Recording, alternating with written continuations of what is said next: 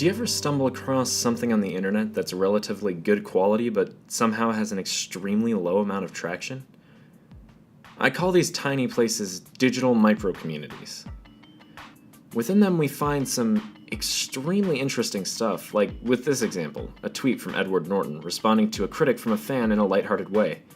If you look, you'll see it has only 19 Wait, 19? Seriously? That's Edward Norton. I mean, he's a bit less culturally relevant nowadays, but we're talking about the guy from Fight Club, American History X, Rounders, The Illusionist, The Incredible Hulk, Moonrise Kingdom, The Bourne Legacy, Grand Budapest Hotel, and Birdman. 19 likes? Really? Wow. And only one retweet, too. Man, sorry, it's very crazy to me. As another note, it's not like he doesn't have a big following online, literally. The amount of people following what he says directly, the amount of people that made the conscious decision to say, I want to see what this guy has to say, is over 2 million on Twitter alone. On top of that, this post only had about 3 likes when I first saw it a few months ago, and even at 19, that's still attainable for just about everyone with over 100 followers for a particularly good tweet. 19 likes means that only 0.00095% of the people following Edward Norton liked this tweet.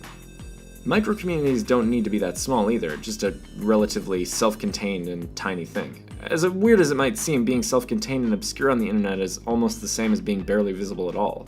One of my most confusing examples of this that has an interesting amount of activity is on Yelp.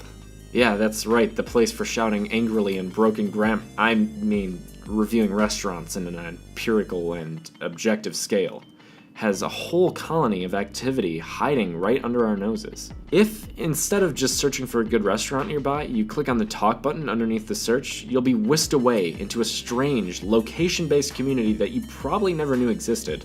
A place full of a crazy number of threads, some about food, most not, a lot of which have replies in the thousands. That's right, Detroit Word Association has more replies on it than Ed Norton's tweet. As does us at Word Association. Now that I think about it, there's a weird amount of word association on there. You know what the craziest part is? I'm sure there's thousands of communities just like it, spanning across a huge number of websites that are just as unsuspecting.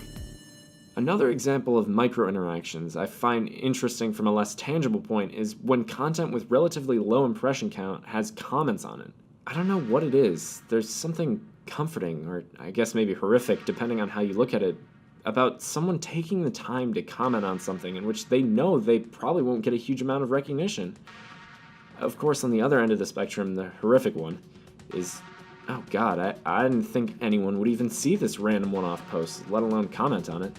Whichever way you see it, probably one of the 1,000 shades in between, it's always interesting to see that someone took the care of putting an effort on something that they know probably won't get seen by that many people, if at all. Along with that, many content creators do the same thing. Although I'm sure most people hope their stuff is viewed by someone.